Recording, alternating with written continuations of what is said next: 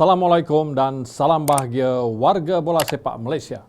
Selamat bertemu sekali lagi dalam episod Kepala Bola.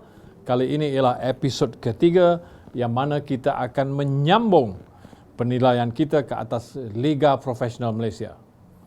Kali ini kita akan membincangkan dua kriteria yang terakhir, iaitu mengenai sama ada liga kita ini mampu melahirkan pemain-pemain muda berkualiti tinggi, dan kriteria terakhir ialah sama ada liga kita ini berjaya memantapkan pasukan Harimau Malaya.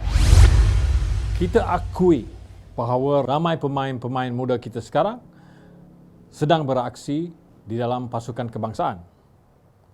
Tetapi kehadiran mereka dalam pasukan kebangsaan tidak mendatangkan apa-apa perubahan. Kualiti yang ada pada mereka belum lagi sampai pada tahap yang kita inginkan atau pada tahap yang kita boleh banggakan.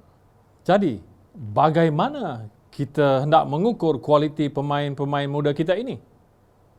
Kita gunakan logik kepala bola, iaitu kita melihat kepada kejohanan-kejohanan peringkat umur di rantau ini yang kita sertai, sama ada kita berjaya ataupun tidak. Sukan C merupakan pertandingan bawah 23 tahun, kejohanan AFC bawah 23, AFC bawah 21, dan juga kejohanan AFF bawah 19. Kecuali kejohanan AFF bawah 19 yang mana kita memenanginya pada tahun 2018, kita belum pernah memenangi apa-apa kejohanan di peringkat umur di rantau ini sejak kebelakangan ini. Sukan C 2019 di Filipina, banyak yang mengatakan itu adalah antara pasukan yang terbaik kita pernah susun. Kerana hampir kesemuanya pemain-pemain yang menganggotai pasukan itu bermain sebagai pemain regular di dalam liga profesional kita. Persoalannya, adakah liga kita ini ataupun cara liga kita ini dijalankan mampu melahirkan pemain-pemain muda yang berkualiti tinggi yang akan menjadi masa depan bola sepak negara kita? Untuk menjawab persoalan ini, kita dengar pendapat 3 orang jurulatih yang berpengalaman menangani pemain-pemain muda di negara kita. Pendapat saya berjaya, tapi kadar peratusannya masih rendah. Kenapa? Kerana di peringkat profesional, mereka memerlukan prestasi, bukan potensi. Prestasi maksud pemain ni dah ready made, dah sedia untuk pergi ke perlawanan yang kompetitif. Tapi kalau pemain yang berpotensi adalah pemain dalam proses pembikinan yang masih lagi perlukan ruang dan peluang untuk berlatih bermain. Berapa ramai pemain muda yang layak untuk diserap terus ke pasukan utama? Jadi kita balik kepada pemain yang potensi dan pemain yang berprestasi. Dan potensi ni perlu digelak lagi, ambil masa. Prestasi okey, tapi berapa pemain yang bersedia dari segi fizikal dan mental? Okey, jadi kita tengok hanya sebilangan kecil saja yang mampu layak untuk diserapkan. Cukup kecil. Okey, selebihnya perlukan masa. Jadi di sini, adakah kita menyediakan atau adakah mereka ni pemain yang berpotensi diberi platform yang betul untuk berkembang dan matang? Berapa ramai head coach sedia bagi peluang kepada pemain muda? Kenapa? Kerana head coach di pasukan utama, prestasi mereka diukur berdasarkan tim punya performance.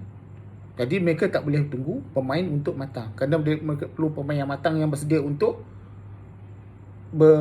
bermain di peringkat tertinggi. Okey?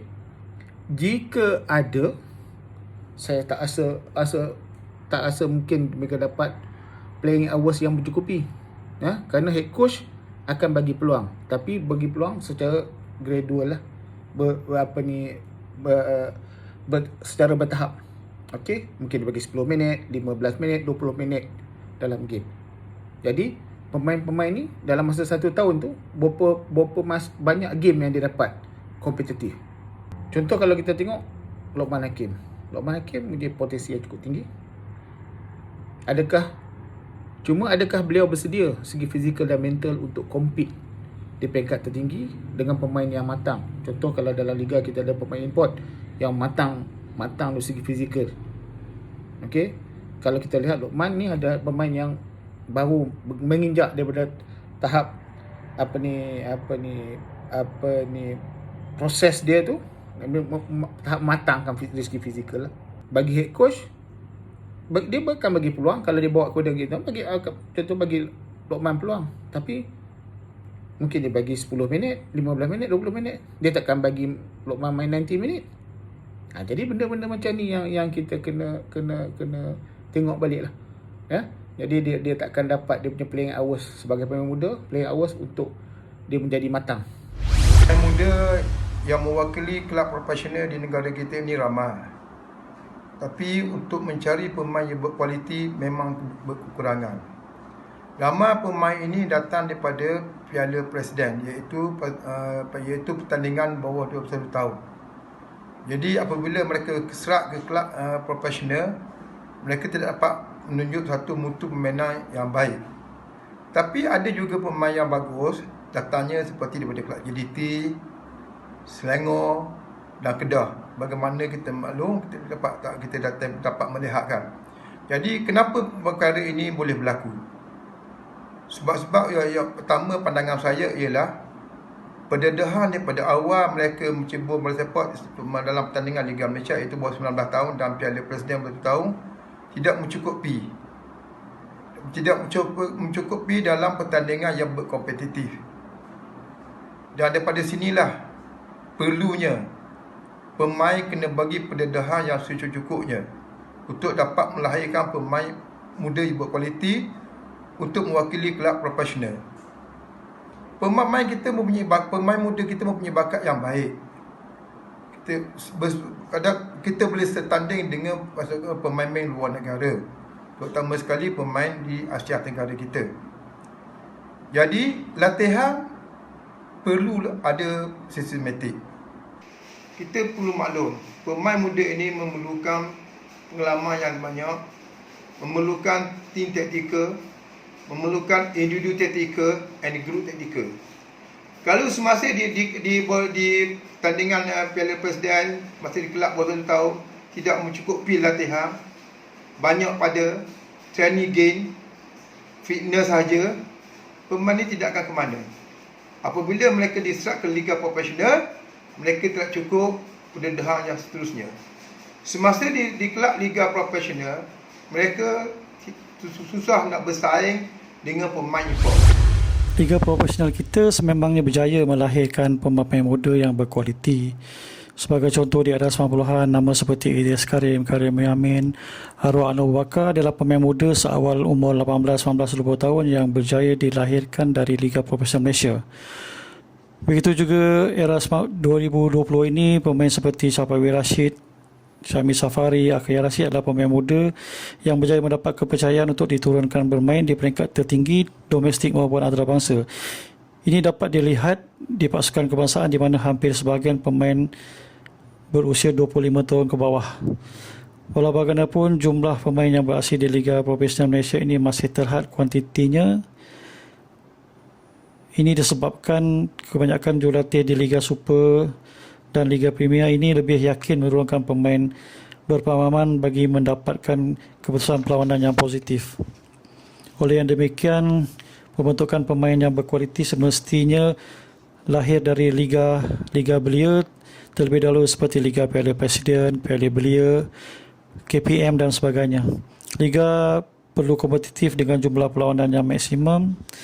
Pelantikan jurulatih yang berkaliber dan bertauliah juga penting dalam melahirkan pemain yang berkualiti tinggi supaya mudah meyakinkan jurulatih di peringkat tertinggi untuk menurunkan pemain muda ini beraksik kelak. Ketiga-tiga tetamu kita tadi berpendapat bahawa liga kita ini masih belum berjaya untuk melahirkan pemain-pemain muda yang berkualiti tinggi yang boleh membantu pasukan kebangsaan. Tanpa kualiti pada pemain-pemain muda, sudah pasti masa depan akan terus gelap. Kriteria seterusnya yang kita akan lihat iaitu kriteria terakhir ataupun kelima, ialah sama ada liga profesional kita ini yang telah berjalan hampir 30 tahun mampu untuk memantapkan pasukan kebangsaan kita, Harimau Malaya. Ukuran kejayaan bola sepak sesebuah negara boleh dilihat daripada dua perkara utama. Pertama ialah sama ada negara itu telah memenangi sebarang kejohanan yang besar. Dan yang kedua ialah ranking Persekutuan Bola Sepak Antarabangsa ataupun FIFA. Jika kita melihat kedua-dua perkara ini, pertama kejayaan memenangi kejohanan yang besar, negara kita tidak pernah memenangi apa-apa kejohanan yang besar, dan yang kedua, ranking FIFA negara kita ialah 154 daripada 201 negara di dalam senarai FIFA. Kalau kita lihat dari kedua-dua perkara ini, jelas kepada kita bahawa bola sepak negara kita di waktu sekarang ini berada dalam keadaan yang tidak begitu sehat. Kepada pemain-pemain negara, mereka terpaksa menggunakan perlawanan-perlawanan di liga kita, liga profesional kita untuk mempertajamkan, memantapkan aksi mereka agar mereka dapat beraksi dengan lebih baik semasa mewakili pasukan kebangsaan. Adakah liga kita ini mampu untuk menyediakan platform untuk pemain-pemain menyiapkan diri mereka untuk beraksi dengan Harimau Malaya? Adakah perlawanan-perlawanan di liga kita kompetitif dan tinggi kualitinya? Bagaimana pula dengan kehadiran pemain-pemain import yang begitu ramai yang mungkin menghalang pemain-pemain tempatan untuk beraksi di posisi-posisi tertentu? Kehadiran pemain import terutamanya di barisan serangan telah menjejaskan peluang-peluang pemain kita yang berpotensi bermain di posisi striker tu terjejas. Lagi-lagi kita tengok kebelakangan ni dalam SEA Games, Piala Suzuki dan sebagainya, kita kekurangan striker yang berbisa. So dalam liga kita dapati tengok banyak tim, kebanyakannya semua kalau strike force memang guna foreign player, 1-2 yang pakai. So di situlah kita nampak memang terjejas. Dengan kebelakangan ini kita dapat pemain neutralisasi Sumarih pun, kalau bagi saya nilai Sumarih itu lebih kurang level sama dengan pemain lokal aja. So untuk nak wujudkan mengatasi masalah ni, bagi saya dalam liga ni kita kena ubah dia punya sistem lah. Sekurang-kurang ambil satu striker saja, satu backup kan. Macam era double triple kami di Kedah dulu tu, Malon partner dengan Hasmawi Hassan. Later on Malon partner dengan Karim Muhammad dan sebagainya lah. Bagi player-player muda yang nak ambil tempat dalam liga kita tu memang susah. Dan bagi saya, of course,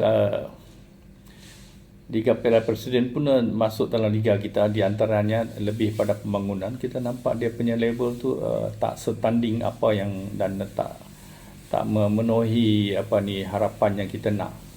So di situ penting juga bagi saya, we have to look into it. Dengan kebetulan FAM pun dah come up with satu program that all technical director tu dengan satu DNA, satu falsafah. Dikabarkan sebelum tu pun kita akan main 4-3-3 dan sebagainya, tapi sampai sekarang ni tak diimplement lagi. So benda-benda tu kita kena percepatkan. Dan kalau kita tengok berapa kerat pemain muda yang squad yang masuk dalam SEA Games tu, kebanyakannya daripada squad under 19. And then yang baru ni kita ada pemain yang cemerlang macam Lokman apa semua ni, Sapawi apa semua tu, begitu limited sangat dia punya bilangannya. So bagi saya kita kena look into it lah. Di antaranya liga kita juga, kalau kita tengok dengan tim-tim tu, of course masing-masing tim dia ada dia punya foreigner yang boleh tarik crowd pula dan sebagainya. Tapi dengan kota 5 pemain import tu sudah tentu lagi terjejasnya peluang-peluang tempatan kita, pemain tempatan kita untuk main dalam tu. So bayangkan separuh daripada 11 players tu 5 import.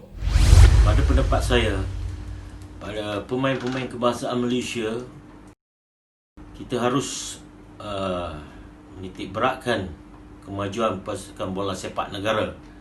Kita perlu berlatih dan menitik beratkan lagi teknikal kita untuk menghadapi pasukan-pasukan UAE, Vietnam serta Thailand untuk pusingan kelayakan AFC serta World Cup 2022.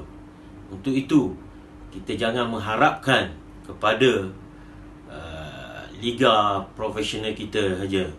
Kita perlu membuat atau meningkatkan pemain-pemain kebangsaan kita ke arah mencapai matlamat yang kita idamkan, iaitu menjuarai kumpulan.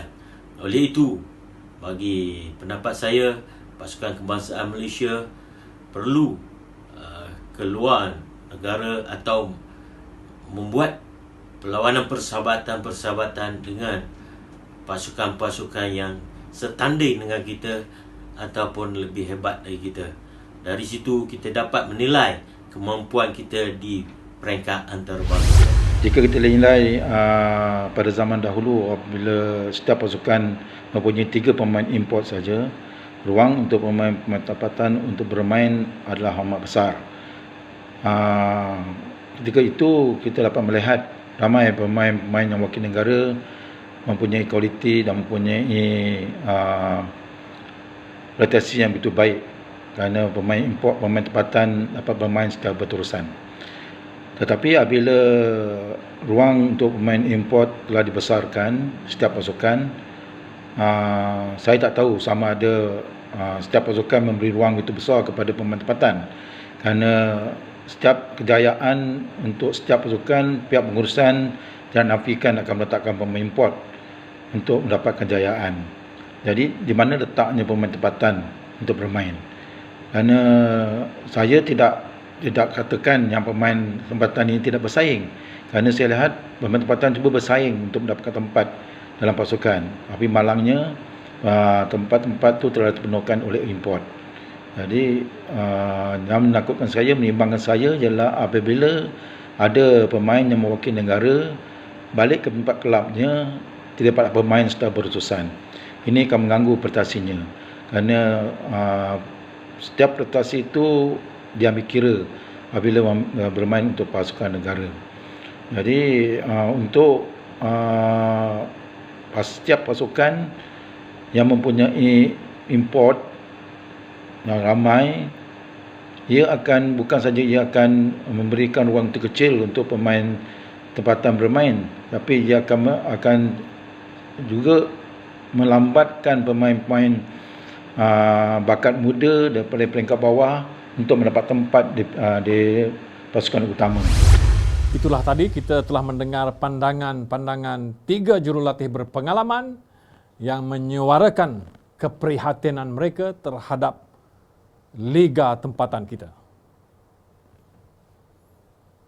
Berakhirnya episod ketiga Kepala Bola.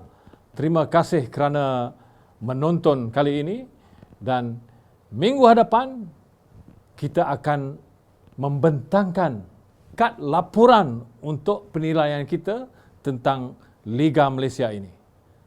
Okay, jangan lupa untuk menonton dan juga subscribe dan like di alamat yang tertera di bawah ini. Sekian, terima kasih. Assalamualaikum dan salam bahagia.